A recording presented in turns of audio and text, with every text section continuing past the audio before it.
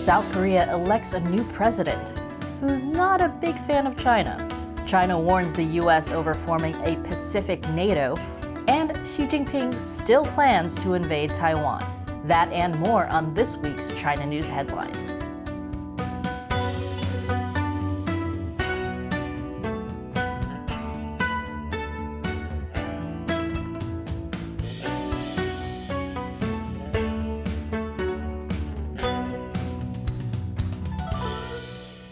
Welcome to China Uncensored. I'm Shelley Zhang, filling in for Chris Chappell, who's visiting his parents like a filial son. Hi, Chris's mom and dad. South Korea has elected a new president, Yoon Suk-yeol. Yoon, who will take office in May, is from South Korea's Conservative Party. He had faced criticism in the press during his campaign for saying that most South Koreans dislike China. What an awful thing to say! Except, of course, he was right. Survey after survey in recent years has shown that South Koreans, young voters especially, dislike China even more than they dislike Japan. Yeah, that's saying something. In one survey, over 58% of the respondents called China close to evil, while only 4.5% said that it was close to good. Now, it's possible that South Koreans are finally wising up to the Chinese Communist Party's abuses, like ethnic slave labor, environmental destruction, coercive trade practices, a massive COVID cover-up, and aggressive territorial claims. Or maybe they're just mad that China tried to claim kimchi has been part of Chinese culture since ancient times. It's definitely the kimchi. From South Korea's perspective, the only thing worse than China claiming kimchi would be China claiming BTS. Do not mess with K-pop stans.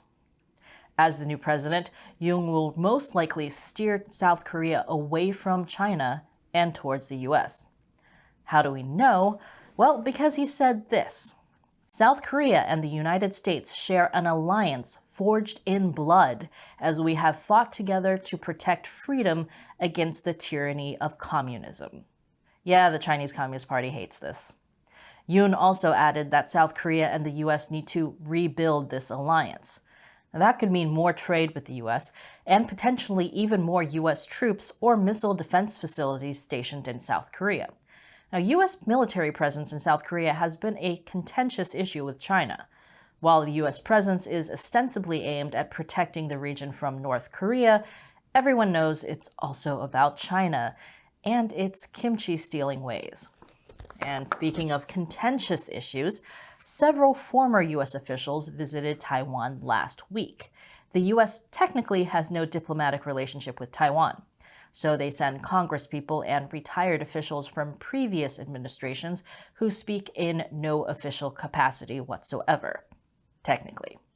After Russia's invasion of Ukraine, the Biden administration sent one of these officially unofficial delegations to Taiwan.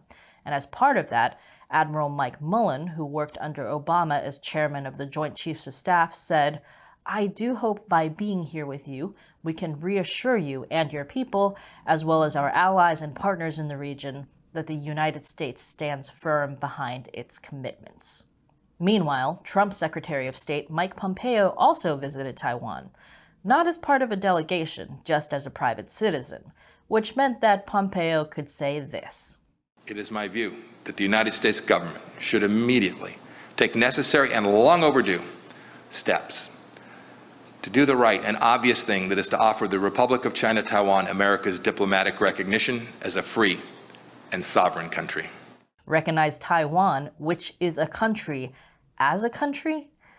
That's a bold strategy.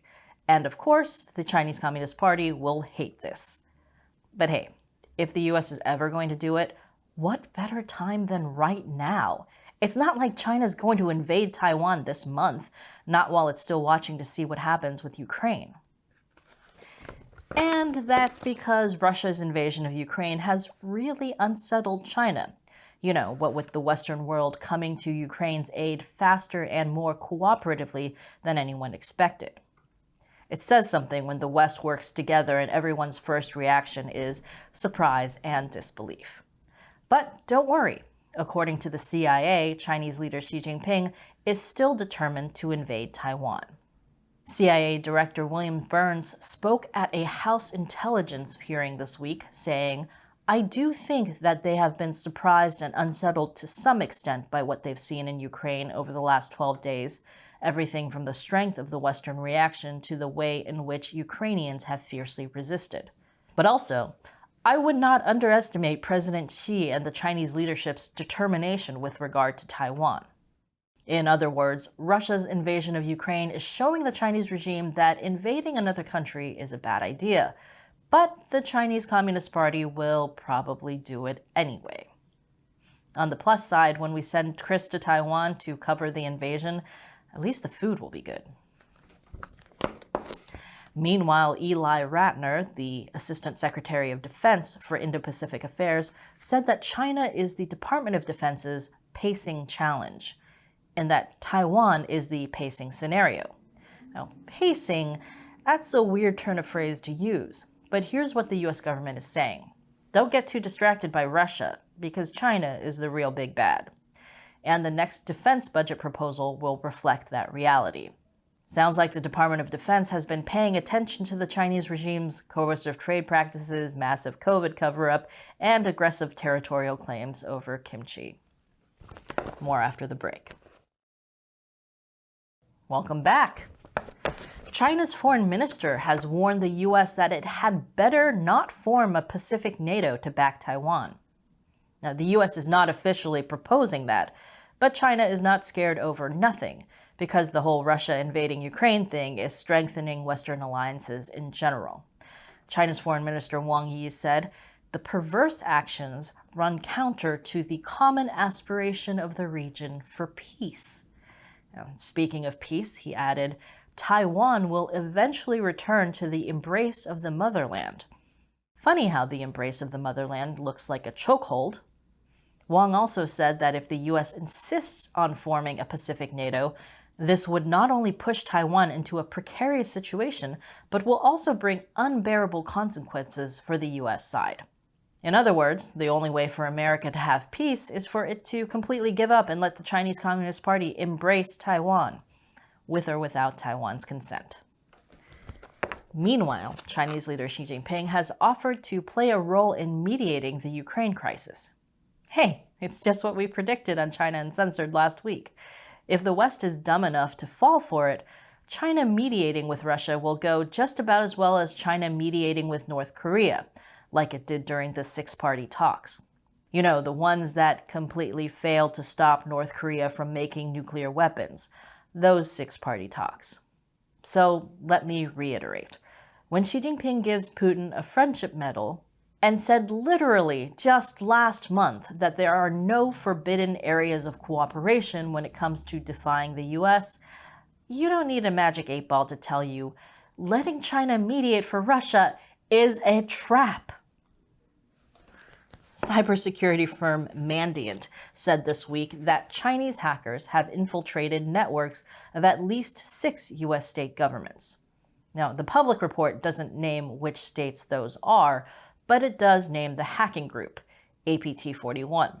That name may sound familiar because in 2020, the Department of Justice indicted 5 Chinese nationals, some of which were connected with APT41. It was for the theft of source code, software code signing certificates, customer account data, and valuable business information.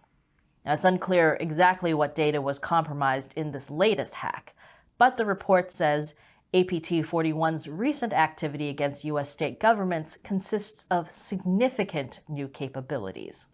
It's great to see so much innovation coming out of China. And Amazon, the world's second biggest retailer, has been linked to forced labor in China, and no one is surprised. Now, technically, Amazon's suppliers are the ones using slave labor. The suppliers help produce Amazon-branded devices and products sold under house labels like Amazon Basics. This is based on a report from the Tech Transparency Project. It says Amazon's list of suppliers includes 5 companies linked to what China calls labor transfer programs. Now, these are government-sponsored programs that take workers from one region and move them by bus or train to another region to work. Specifically, they're now being used to take Uyghurs, the mostly Muslim ethnic group in Xinjiang, and force them to work in factories in other Chinese provinces. This allows China to get around U.S. sanctions targeted at forced labor in Xinjiang. Now, according to NBC, Amazon declined to comment on these allegations. Instead, an Amazon spokesperson gave a general statement saying, Amazon complies with the laws and regulations in all jurisdictions in which it operates and expects suppliers to adhere to our supply chain standards. So that statement could be 100% true while also being 100% misleading, because obviously Amazon expects their suppliers to not subcontract to companies that are using forced labor. But they're also obviously willing to not look too closely at their suppliers. Looks like Jeff Bezos should get himself one of these t-shirts.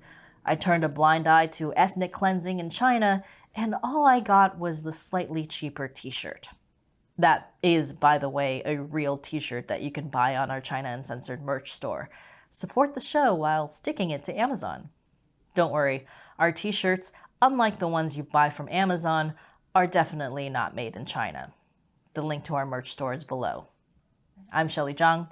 Thanks for watching China Uncensored.